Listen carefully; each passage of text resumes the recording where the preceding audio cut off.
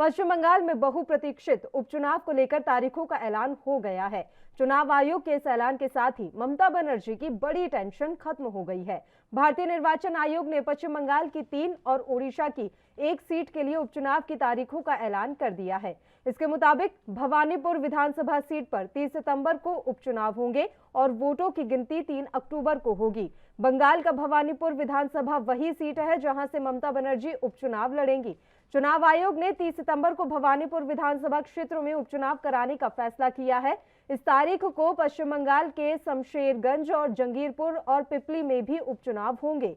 उपचुनाव के वोटों की गिनती 3 अक्टूबर को होगी। हालांकि चुनाव आयोग ने कहा कि अन्य 31 निर्वाचन क्षेत्रों के लिए उपचुनाव को कोरोना की वजह से टाल दिया गया है। बता दें कि ममता की सीट पर उपचुनाव कराने के लिए टीएमसी दिन रात एक की हुई थी। वजह यह थी कि अगर ममता बनर्जी 5 नवंबर तक विधानसभा की सदस्य नहीं बन पाती तो उन्हें मुख्यमंत्री पद की कुर्सी से हटना पड़ता। जैसे जैसे यह तारीख नजदीक आ रही थी, तृणमूल कांग्रेस की बेचैनी बढ़ती जा रही थी। बीजेपी कोरोना का हवाला देकर उपचुनाव का विरोध कर रही थी।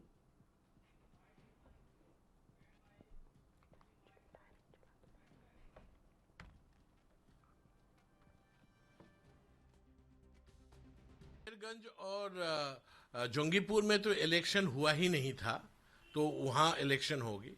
इलेक्शन कमीशन ने काफ़ी सारी बाई इलेक्शंस जो अलग अलग राज्यों में है उसको अभी डेफर किया है, पर भवानीपुर के बारे में सिद्धांत लिया है जो यहाँ पर इलेक्शन होगा।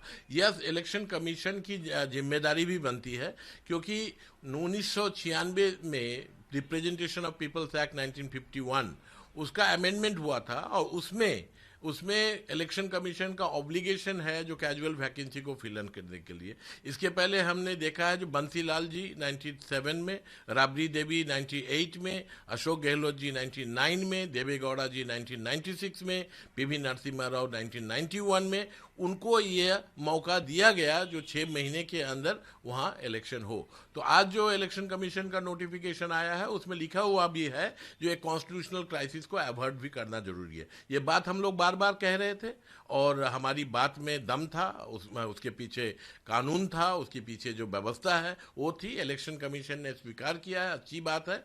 हम आशा करते हैं जो जहां और भी बाई इलेक्शंस हैं देश के दूसरे कोनों में और बंगाल में और 4 जो हैं वहां भी election. In respect of 3 assembly constituencies of West Bengal, the election commission has announced that the by-election to these 3 constituencies, namely Bhawanipur, Shamsherganj and Jangipur, will be held on 30th of September. We welcome this decision of the election commission, and it was as per our expectation, because the day when we last met the chief election commissioner and his associate commissioners, at that point of time during discussion we are given to understand that election commission is going to hold the elections soon, but it may be in 2 or 3 phases, because there are so many by elections in different states of India. देखिए, ये घोषणा के माध्यम से चुनाव आयोग अपना प्रतिष्ठा पर एक प्रश्न चिन्ह लगा दिया। भारतीय जनता पार्टी इस घोषणा से नाखुश है। हम लोग पहले से ही बोलकर आए थे कि हम लोग चुनाव होने का पक्ष में है। ठीक समय में जनता ने अपना पसंद की जनप्रतिनिधि को चुनना उसका अधिकार बनता है और उसका रक्षा करना चुनाव आयोग का काम है। लेकिन पश्चिम बंगाल में इस समय चुनाव होने के लिए जो कानूनन व्यवस्था होना चाहिए वो नहीं है, या पूरा व्यवस्था अभी एक क्वेश्चन मार्क पे है। एनएचआरसी का जो ऑब्जर्वेशन है, जो रूल ऑफ लॉ नहीं, ruler of the law establish हो गया वेस्ट बंगाल में, और इस विषय को लेकर 5 सदस्यों का जो न्यायालय है, 5 न्यायाधीश ने बिना किसी नोट ऑफ डिसेंट का एक तरफा राय दिया जो सीबीआई जज होना चाहिए और सीट गठित होना चाहिए और जज शुरू होना चाहिए।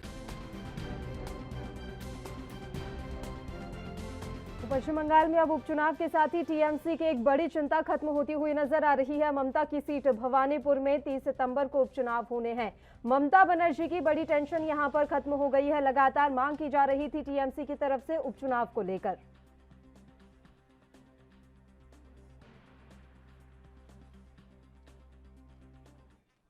और इस मसले पर अब चर्चा की शुरुआत कर लेते हैं। दो खास मेहमान इस समय हमारे साथ लाइव जुड़ गए हैं। मेहमानों से हम आपका यहाँ परिचय करवा देते हैं। भारतीय जनता पार्टी से देवेंद्र प्रमुख जी इस समय हमारे साथ लाइव जुड़े हुए हैं और वहीं टीएमसी से पक्ष रखने के लिए कंचन जी भी इस समय हमारे साथ लाइव जुड़ गई हैं। दोनों ही मेहमानों का स्वागत है ANB न्यूज पर।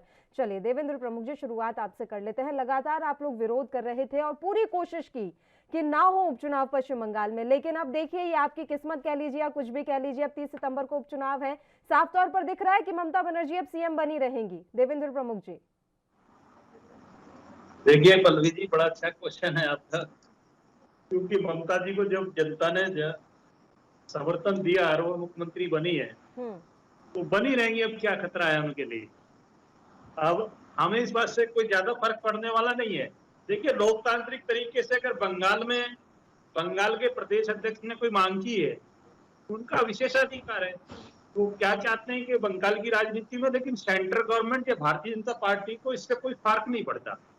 अगर वो कहीं से चुनाव लड़े, हो सकता है अभी लोकतंत्र है, कोई जरूरी नहीं है वहां चुनाव हार जाए, क्योंकि बहन जी ने चुनाव के बाद जिस तरह से कत्लेआम मचाया बंगाल में, वो कोई जरूरी नहीं है कि जीत ही जाए। लेकिन फिर भी कोई दिक्कत नहीं है, अगर जीत भी जाते हैं तो वो उनको मुबारकबाद है। 5 वर्ष तक अच्छे से अपनी सरकार चलाएं, बधाई है हमारी, क्योंकि उन्हें मुख्यमंत्री तो रहना ही है। अगर वहां से नहीं जीते तो कहीं और से जीतेंगे, तो जीत ही जाएंगे। इसमें कौन सी ऐसी परेशान होने वाली बात है? अच्छा ठीक है। कंचन जी, आपका भी रुख कर लेते हैं। अभी समित भट्टाचार्य को आपने भी सुना होगा, वो कह रहे हैं कि चुनाव आयोग के इस फैसले से बीजेपी खुश नहीं है और उनका ये कहना है कि अभी वैसे भी चुनाव बाद हुई हिंसा की जांच चल रही है, उस जांच के बीच में इस तरह का उपचुनाव कराना ये ठीक नहीं है, जांच प्रभावित होगी। कंचन जी,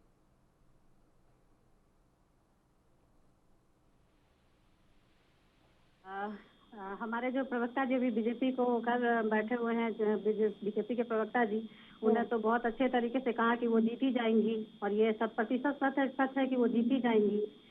और जांच प्रक्रिया देखिए, ये जो चुनाव आयोग है ये सेंट्रल के अधीन आता है, तो ये इससे कोई दबाव नहीं है, कुछ भी नहीं है। ये चुनाव आयोग को लगा कि चुनाव होना चाहिए तो हो रहा है, इसमें हमारा कोई भी दबाव नहीं है, कुछ भी नहीं है, और ये सेंट्रल के अधीन आता है।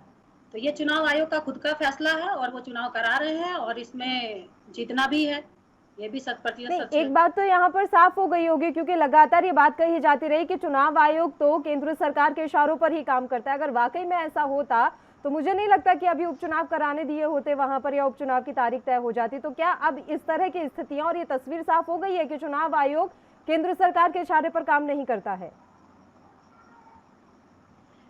नहीं, ये चीज नहीं है। चुनाव आयोग देखिए बहुत सारे रूप होते हैं।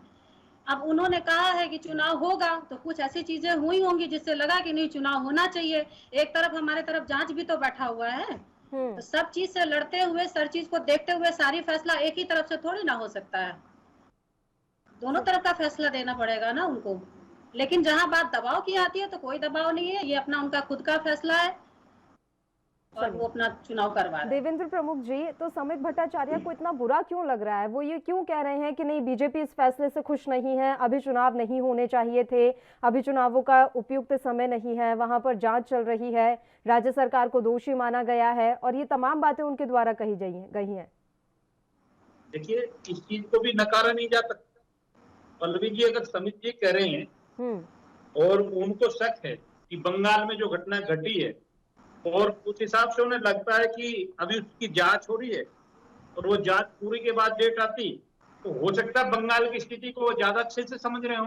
क्योंकि बंगाल में जिन लोगों ने सहा है, जिस तरह चुनाव जीतने के बाद वहां टीएमसी के कार्यकर्ताओं ने, क्योंकि मैं गुंडा कहूंगा तो बुरा लगेगा बहन जी को, जिस तरह से उन्होंने क्या नामा ड्रामा, उस हिसाब से भट्टाचार्य जी भी ठीक करें, मैं उनकी बात को नकार नहीं सकता। लेकिन भारत सरकार का इसमें कोई हस्तक्षेप नहीं है और वहां जो चुनाव आयोग है वो प्रदेश के अधीन है। अगर वहां के माननीय मुख्यमंत्री जी उनसे कोई काम ले रहे हैं और उनको समिति जी को कोई शक है, तो वो उनका हिसाब है, उसमें मेरी ज्यादा हस्तक्षेप नहीं हो सकती। मैं डिबेट में उसमें क्या सब बोलूं, क्योंकि मुझको उसको ज्यादा ज्ञान वहां नहीं है इस समय कि वहां की एजेटिव स्थिति क्या है।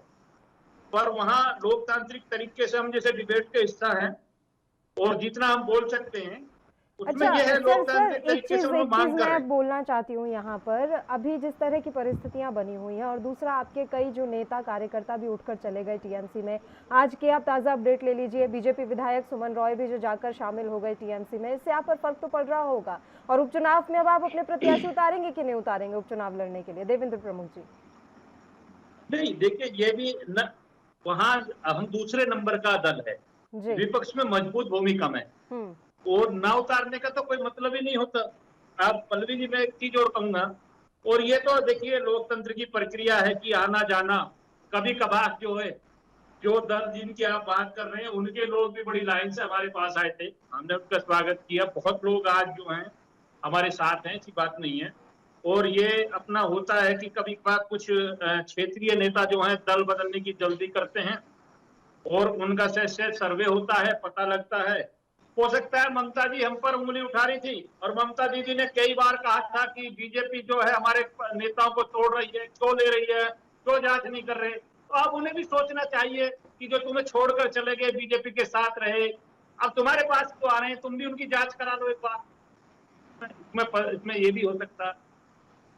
लेकिन दुख तो लग रहा होगा ना सर आपको, बड़ी उम्मीदों के साथ आप चुनावों में उतरे थे और उसके बाद इतनी बड़ी संख्या में टीएमसी के नेता कार्यकर्ता आपके पास आ गए, अब उन्हें कुछ दिख नहीं रहा है कि भारतीय जनता पार्टी तो जीती नहीं, तो चलिए वापस टीएमसी में चले जाते हैं। नहीं, दुख इसलिए नहीं लग रहा क्योंकि बंगाल में हमारी स्थिति बहुत मजबूत है, और हम जो 2-4 सीटों की बात करते थे, आज हम 70-77 प्लस का नारा वहां देकर आए, बड़े नजदीक सत्ता के बैठे हैं, और आने वाले समय में निश्चित बंगाल हमारा होगा, तो हमें बुरा नहीं लगेगा, तैयारी है।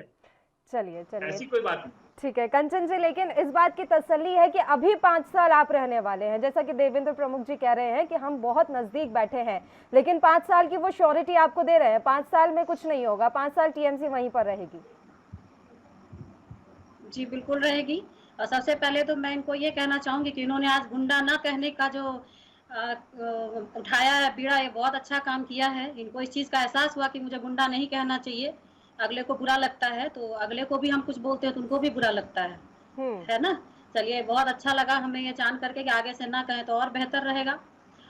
और दूसरी चीज ये है कि बंगाल में जो लोग इन्होंने कहा है कि जांच करवा ले, तो हमें अगर जांच की जरूरत लगी तो हम जरूर जांच, क्योंकि हमारी पार्टी जो है वो साफ सुथरी पार्टी है, और हमारे अंदर जो भी आएगा, अगर हमें जांच की जरूरत लगेगी तो हम जरूर जांच करवाएंगे, क्योंकि हम जांच से डरते नहीं, हम खुद जांच देते हैं और जांच लेते भी हैं। जांच ले करके ही अंदर किसी को करेंगे। किसी हमारे यहाँ का कोई आदमी मुंडन करके नहीं गया ना बीजेपी में, यहाँ तो मुंडन करा करके हमारे यहाँ आ रहे लोग, है ना। रही बात बीजेपी की आने की, तो वो 3 सीट पे जीते हैं, और 70 सीट कहाँ से आया है वो भी बेहतर से सभी लोग जान रहे हैं, और हमें जरूरत नहीं है अभी कुछ बोलने, क्योंकि 5 साल तो अभी कुछ बोलना ही नहीं, और आगे भी कुछ नहीं बोलना है, क्योंकि आगे हमारी अभी उपचुनावों में भी वो अपने प्रत्याशी उतारने की तैयारी में है। अभी हमारा दिल्ली होगा। अच्छा, अब आपका दिल्ली होगा। चलिए कंचन जी, बहुत बहुत आपको शुभकामनाएं। आप तैयारी तो कर रहे हैं, वो तो दिख भी रहा है कि अब तो ममता बनर्जी दिल्ली के दौरे भी करने लगी हैं। मैं ये पूछ रही थी कि अभी उपचुनावों में प्रत्याशी उतारने की पूरी तैयारी है, तो किसी तरह का डर और भय तो नहीं है? पिछली बार ममता बनर्जी हार गई अपनी ही सीट पर, इस बार ना हार जाए? नहीं, देखिए होता क्या है ना कि कभी कभी चेला जो होता है ना वो गुरु से सीख करके आता है, और वही चीज जो है वो जीत जाता है, तो उससे कोई दिक्कत नहीं है। जो जीते हैं वहां पे वो भी हमारे ही पार्टी के हैं, तो उससे कोई वो नहीं है, वो जीत गए हैं तो कोई दिक्कत नहीं उसके लिए। जीते और कैसे जीते हैं, और वो तो जो मैंने पिछली बार बोला था कि खेला शब्द, तो वो खेला ही था। एक नंदीग्राम में पूरा बंगाल जीत लिया गया, तो आप सोच सकती हैं। बताइए देवेंद्र प्रमुख जी। और सबसे बड़ी बात प्रमुख साहब, सबसे बड़ी बात कह गई है कंचन जी कि हमारी दिल्ली की तैयारी है अब। जी बिल्कुल प्रमुख साहब, देवेंद्र प्रमुख जी को शायद आवाज नहीं जा रही है, एक बार फिर से उनका फोन पैच करवा लीजिए, उनको आवाज नहीं मिल रही है। मेरा ऑडियो बंद हो गया। उन तक आवाज नहीं पहुंच पा रही है देवेंद्र प्रमुख जी तक। तो ममता की सीट भवानीपुर में 30 सितंबर को उपचुनाव होना है। ममता बनर्जी की बड़ी टेंशन खत्म होती हुई यहां पर दिखाई दे रही है। हालांकि देवेंद्र प्रमुख जी ने ये बात साफ तौर पर कह दी है कि वहां पर प्रत्याशी उतारे ही जाएंगे, यानी कि उपचुनावों में भी भारतीय जनता पार्टी पूरे दमखम के साथ लड़ने के लिए तैयार नजर आ रही है। कंचन जी, एक बात यहाँ पर है कि जिस तरह की जांच वहां पर चल रही है और लगातार आपको हाईकोर्ट से भी झटका मिला, हाईकोर्ट ने आपको फटकार भी लगाई और हाईकोर्ट ने भी माना कि वहां पर चुनाव के बाद हिंसा हुई थी, तो उपचुनावों में क्या ये फैक्टर आड़े आएगा आपकी जीत के? नहीं, कुछ नहीं आड़े आना। सबसे बड़ी बात है कि जनता वहाँ की बहुत अच्छी है, सब कुछ जानती है कि किसको वोट देना है, नहीं देना है, और उसने हमको चुना भी है और आगे भी चुनेगी। और देखिए, सबसे बड़ी बात कि मुसीबतों से जो लड़ करके सामने आता है ना, वही सच्चा इंसान होता है। झूठ से लड़ करके सामने आने का कोई मतलब नहीं है। तो ये सब परेशानी हमारे लिए कोई बड़ी बात नहीं है। ठीक है, परेशानियां हैं, परेशानियों से हम लोग लड़ेंगे। जितनी परेशानियां अगले को खड़ा करना है खड़ा कर ले, उसके लिए कोई दिक्कत नहीं है। ठीक है, देवेंद्र प्रमुख जी एक बार फिर से हमारे साथ जुड़े हुए हैं। प्रमुख साहब, मेरी आवाज पहुंच रही है आप तक? जी, बताइए देवेंद्र प्रमुख जी। और बड़ी बात कह गई है यहाँ कंचन जी कि इनकी पश्चिम बंगाल की तैयारी हो या ना हो, लेकिन टीएमसी ने अब दिल्ली की तैयारी कर ली है। देखिए, स्वागत है, हमें तो लड़ना है और हमें अच्छा लगा है। हम यहाँ दिल्ली में दीदी का स्वागत करते हैं, क्योंकि दीदी से बड़े बड़े कलाकार और एक साथ इकट्ठे हो रहे हैं मंच पर, कुछ तो कमी पड़ेगी। और हमें एक चीज और अच्छी लग रही है कि अगर वो अपने इसी अड़ियल रवैये की वजह से जिनकी उनकी पहचान होती है, मैं कोई बुराई नहीं कर रहा, कंचन जी को बुरा नहीं लगना चाहिए, नहीं, तो अपने शब्दों पे ध्यान दीजिए, आप अपने शब्दों पे ध्यान दीजिए, क्योंकि अगर मैं बोलना शुरू करूंगी तो आप फिर कहेंगे कि मर्यादा में रहिए, क्योंकि हमें तो मर्यादा सिखाया जाता है। कलाकार और जो भी आप अभी बोले हैं उसको थोड़ा ध्यान में रखिए, क्योंकि आज आप डिबेट थोड़ा ढंग से कर रहे हैं, तो ढंग से ही बात करें तो बेहतर रहेगा। डिबेट के कुछ शब्द ऐसे होते हैं बोलने जरूरी होते हैं। नहीं, तो उस शब्द नहीं, कोई जरूरी नहीं है, कोई जरूरी नहीं है, फिर हम भी बोलेंगे। फिर गुस्से में आ जाती हैं। बिल्कुल। अगर तो नौटंकी बात कौन है, ये आप बेहतर जानते हैं। कलाकार कौन है, ये बेहतर जानते हैं आप। शब्दों को कौन तोड़ मरोड़ के बोलता है, ये भी बेहतर जानते हैं आप। दीदी थोड़ी ना आई थी भैया ओ भैया कहने के लिए, दीदी और दीदी कहने के लिए कौन गया था? कलाकार गए थे, बताइए। देखिए, आप सच बोलिए और सही से बोलिए तो हमें दिक्कत नहीं है, लेकिन अगर आप गलत बोलेंगे तो उसके लिए फिर चुप बैठने वाले नहीं है हम भी। नहीं, कलाकार मैंने कोई गलत शब्द नहीं किया। और आज मैंने पानी भी नहीं लिया है, बिना पानी पिए बोलूंगी, ये भी जान लीजिए। सारे कलाकार एक साथ होने वाले हैं कंचन जी, और मैं कहता हूँ कि दीदी जो है इसमें प्रधानमंत्री का नाम, कलाकार की जरूरत नहीं है, अपना पेश करें। कलाकार पूरे देश पे भारी पड़ रहा है, एक ही कलाकार, पूरा देश झेल रहा है उस कलाकार को है। कभी कुछ कर ले रहे, कभी कुछ, कभी फौजी बन जा रहे हैं, कभी फिल्म एक्ट्रेस बन जा रहे हैं, पता नहीं क्या क्या एक्टर, सॉरी एक्ट्रेस बोल दिया मैंने, एक्टर बन जा रहे हैं, कभी टोपी पहन ले रहे हैं, पता चला रहा जम्मू कश्मीर जा रहे हैं तो वहाँ फौजी का ड्रेस पहन ले रहे हैं। गजब हाल है। तो कौन कलाकार है ये आप बेहतर जानते हो, सारा देश जान रहा कलाकार कौन है। देवेंद्र प्रमुख जी, सूट बूट वाली सरकार है इस बार? नहीं, हमारी ममता बनर्जी ना 250 की साड़ी और सुनिए 100 रुपए की चप्पल पहन के घूमती है, करोड़ों का लाखों का कपड़ा। ममता बनर्जी के भतीजे पर ईडी जांच बिठा देती है, बताइए, ये भी बड़ी बात है कंचन जी। ममता बनर्जी के भतीजे और पत्नी को ईडी की जांच के लिए नोटिस चला जाता है। ममता बनर्जी 250 रुपए की साड़ी पहन रही है और उन पर 2.5 लाख करोड़ रुपए के हेरफेर का आरोप लग रहा है, ये भी बड़ी अजीब बात है। ममता बनर्जी को पता नहीं है उनके भतीजे और उन भतीजे की पत्नी क्या कर रहे हैं, क्या कर रहे हैं। अरे आप जा करके देख लीजिए, अभी भी वो खपड़ेल घर में रहती हैं। मैं ममता बनर्जी के भतीजे और उनकी पत्नी की बात कर रही हूँ। मैं ममता बनर्जी के भतीजे और उनकी पत्नी की बात कर रही हूँ कंचन जी। वो 250 रुपए की साड़ी पहनती है, ये बहुत अच्छी बात है, लेकिन उनके भतीजे और भतीजे की पत्नी 2.5 लाख करोड़ का गबन कैसे कर देते हैं, ये भी मुझे बता दीजिए। बात अभी ममता बनर्जी की हो रही ना, दूसरी बात वहीं पे भाजपा के और नेता है, उनका क्यों नहीं लगा? नहीं, भतीजे राजू झा जी है बंगाल में, लोहे का कर रहे हैं, कोयले का खाना चोरी कर रहे हैं, उनपे कंचन जी आपको बुरा लगता है? 2.5 लाख करोड़ का हिसाब कौन देगा? वो ममता के कंधे पर हाथ धरकर चलते हैं और भतीजे बनते हैं। जो मोदी जी का एक खाता आप चेक करा सकते हैं, आप एक खाता चेक करा सकते हैं। माननीय मोदी जी के एक खाते में भी जो बटोरे हैं राम मंदिर के नाम पे उसका हिसाब कौन देगा? लेकिन ये भतीजे भैया बहनवाद जो है ये ममता ये सौम्या देने की जरूरत नहीं है। जाके ईडी से हिसाब लीजिए, हमको हिसाब देने की जरूरत नहीं है। ईडी का वक्त है, ईडी को अपना जांच सौंपेगी। अभी हम जवाब देने के लिए नहीं बैठे हुए इसके लिए। अगर इतनी दिक्कत है तो क्यों सीबीआई जांच और ईडी जांच बैठाई गई है? ये बताइए, आप जवाब दीजिए ना। जो इतना कोरोना का जो इतना पैसा खा रहे हो कहाँ गया? कोरोना फंड का पैसा कहाँ गया? कौन जवाब देगा? आप दे पाएंगे? अपने ऊपर भी जांच बैठवा लीजिए एक बार। और रही बात, अगर जांच आ गई है तो अब उस पर सवाल नहीं उठने चाहिए। अब जांच सीबीआई और ईडी देगी, आपको जवाब देने की हमको जरूरत नहीं है। सारा जवाब देंगे एक एक। मैं पूछना चाहता हूँ, ममता का भतीजा या मोदी जी के भतीजा नहीं है? आपको मुद्दा मोदी नहीं जी है, के परिवार नहीं है। आपको 2-2.5 लाख करोड़ रुपए का उसमें गबन है। आपका तो गबन है तो जांच बैठाइए मायावती जी के भतीजे पर क्यों गबन है? है कि नहीं है? जांच बैठाया गया कि नहीं बैठाया गया? ये बताइए हमको। और दामाद देवेंद्र जी ये बताइए, देवेंद्र जी ये बताइए, जांच बैठाया गया कि नहीं बैठाया गया? मैं पूछना आप चाहता हूँ बताइए हमको। आपको। मायावती को जांच बैठा दिया, सब पे तो जांच बैठा दिया गया। तो अब जब जांच आएगी, रिपोर्ट आएगा तो जवाब आपको खुद मिल जाएगा। अभी उसका जवाब देने की जरूरत नहीं है। बात अभी ममता बनर्जी की हो रही है तो आप उससे करिए ना। 250 की साड़ी और 100 रुपए की चप्पल का जवाब नहीं है आपके पास। घुमाइए मत। जो लाखों का ड्रेस पहन करके घूम रहे हैं उसका जवाब है आपके पास। 15 लाख गबन किया वो कहाँ गया? मंदिर का पैसा वो कहाँ गया? जवाब है। कोरोना खर्च वो कहाँ गया? 500 रुपया लोगों से चंदा बटोरे थे, नहीं है आपने जवाब। दिया कुछ? बात तो घुमा मायावती तक चले गए, मायावती तक चले गए। मैं आप पूछना चाहता हूँ, घुमा देंगे। अरे राम में आप अपनी आस्था रखती है नहीं रखती कंचन जी?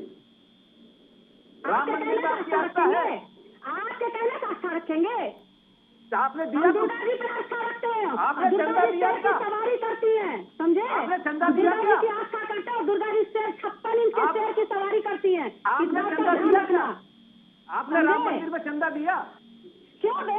आपके कहने से नहीं जी, आपका कोई अधिकार नहीं है पूछने का। कोई अधिकार नहीं है आपका। आपसे पूछ आप लेंगे देख- चंदा। क्यों? नहीं, क्यों? आपका अधिकार नहीं है पूछने का। चढ़ा के आएंगे, आपका आपसे कोई पूछ लेंगे अधिकार नहीं चंदा। है पूछने का। आपसे जिन पूछ लोगों लेंगे की चंदा। आस्था नहीं है वो आस्था को सवाल न करें। वाले आप कौन होते हैं? अरे आप खेले की बात करते रहो, यहाँ आस्था की बात मत करिए। चलिए, ठीक है ठीक है ठीक है, एक एक करके बात करेंगे। ठीक है ठीक है, एक एक करके बात करेंगे। अभी उपचुनावों में राम मंदिर का मसला नहीं उठाना है। ठीक है कंचन जी, करती हैं, इस बात का ध्यान रखना। दोबारा फिर बोल रही हूँ, नोट कर लो कहीं पे।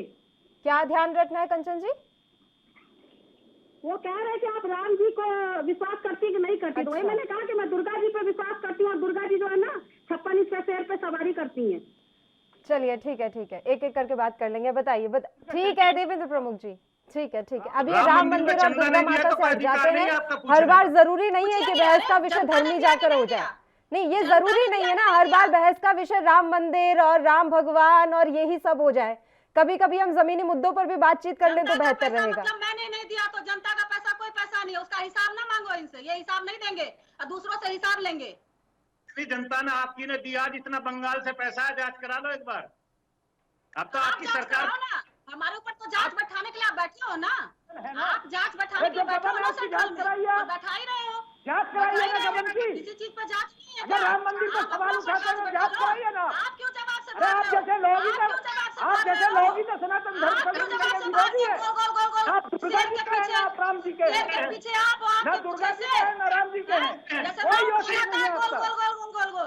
उसके अलावा कुछ नहीं आता है ना। आपके पास बात करो वहाँ की, तो भतीजे से लेकर तक पहुँच गए, अपने बातों का जवाब नहीं। चंदा पूछो तो आपने चंदा दिया। अरे आप जांच कराइए ना। जनता ने चंदा दिया ना। आप बंगाल से जांच कराओ ना। आपका अधिकार सिर्फ बंगाल में जांच का है। आप जांच कराइए राम मंदिर में कितना चंदा गया बंगाल से, कितना घोटाला हुआ, कितना घोटाला हुआ, अधिकार आप बता रहे हो। देश आपका कितना है, घोटाला हुआ है राम के मंदिर में तो घोटाला हुआ है। अधिकार है। क्यों हमारे देश पर अधिकार नहीं है? हमारा देश पर अधिकार नहीं है, बोल दीजिए आप। देश में आपकी औकात अभी जांच कराने की नहीं है, सिर्फ बंगाल में है। बंगाल सुनिए मेरी बात, सुनिए मेरी बात। औकात क्यों बताइएगा, औकात क्यों बताइएगा। जनता ही बनाती है और बिगाड़ती है, इस बात को ध्यान रखिएगा। जनता के बीच में जाइए ना, पहले पढ़िए ना उसका। सुनिए मेरी बात, औकात अब जनता बढ़िया दिखाती है, औकात जनता दिखाती है। तो जब तो आपको पता है ना, अच्छी बात करिए, बंगाल से बाहर निकलिए।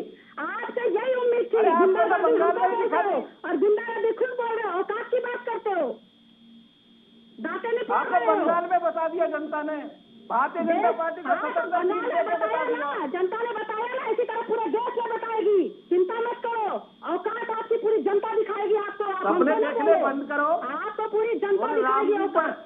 दुर्गा जी पर सवाल उठाने बंद करिए। चलिए दुर्गा कुछ जी नहीं पर हुआ, सवाल ना उठाया, राम दुर्गा मंदिर जी में पर कुछ हुआ, राम ना दुर्गा भगवान मंदिर को में कुछ हुआ। चलिए कोई बात नहीं कंचन जी, ठीक है आराम से बात करते हैं। चलिए ये बताइए देवेंद्र प्रमुख जी कि दुनिया की सबसे बड़ी पार्टी होने का आप दावा करते हैं, और क्या ममता बनर्जी आपके लिए परेशानी हो रही है इस समय? जिस तरीके से अभी दोनों के बीच में बहस चल रही थी, लगता है कि दुनिया की सबसे बड़ी पार्टी एक औरत से परेशान है। नहीं नहीं नहीं, एक ये औरत वाला शब्द जो है, इसको ऐसा मैं स्वीकार यूं नहीं कर सकता, क्योंकि औरत की बराबर की शक्ति है। एक कंचन हमसे कंट्रोल नहीं है, उन्हें वो ही नहीं रुक रही, आपके रोकने से नहीं रुक रही। ये तो पल्लवी जी मैं वो डिबेट छोड़ दूंगी, कह रही अपने भाषा पे कंट्रोल कर। चलिए तो आप इन पर सवाल उठाने लगे। नहीं है बात करने की, तो दोबारा से डिबेट पे मत बैठाइएगा, ये हमको कंट्रोल करेंगे। मुझे लगता है आपको बिल्कुल ही तमीज ना हो, आप नए प्रवक्ता बने हैं, आप अपने सब याद नहीं रहते। नहीं हो, आप इस तरीके की बात करते हो। देवेंद्र प्रमुख जी, अब हम सीधे मुद्दे पे आ जाते हैं सर। उपचुनावों के बारे में बात कर लेते हैं, ममता बनर्जी के बारे में बात कर लेते हैं, और ये जान लेते हैं कि अभी कौन कहां पर खड़ा है, और वो पूरी कोशिश में लगे हैं 2024 की। उससे पहले उपचुनाव है। बीजेपी पार्टी ने एक चीज और मैं क्लियर कर देता हूं पल्लवी जी, जी शायद इनको कंट्रोल नहीं है अपने गुस्से पर। ये बोलना जानती है, सहना नहीं जानती। ये जो सब अब उनकी बात कंप्लीट हो जाने दीजिए एक बार। इतनी बकवास इन्होंने की है, मैंने कोई इनसे गलत बात नहीं की, और ये मेरे हर शब्द को टोकने का इनका क्या अधिकार? क्या रख लीजिए, मैंने क्या बकवास किया है? आपके को जवाब दिया है, देंगे मुझको? समझे? कौन सी बात रखी है? आप हमको चैनल खरीद लिया क्या तुमने? इतनी आपकी औकात नहीं है, कैसे नहीं बैठोगे? सके तुम बैठाओगी मुझको डिबेट में? तुम्हारे बैठने से बैठोगे? तुम जवाब दोगे, मेरी औकात तुम रखोगे, तुम औकात मांगने वाले हो, मुझे कंट्रोल करने औकात वाले मैंने हो। जनता बता रही है तुम्हारी, बता रही है तुम्हारी औकात। जनता समझ नहीं रहा। मैं दोनों को ही शांत होने के लिए कह रही हूँ, नहीं तो मजबूरन दोनों का ही फाइटर डाउन करना पड़ेगा। आप दोनों बिल्कुल गलत ट्रैक पर जा रहे हैं, देवेंद्र प्रमुख जी, कंचन जी, आप दोनों बिल्कुल गलत ट्रैक पर जा रहे हैं।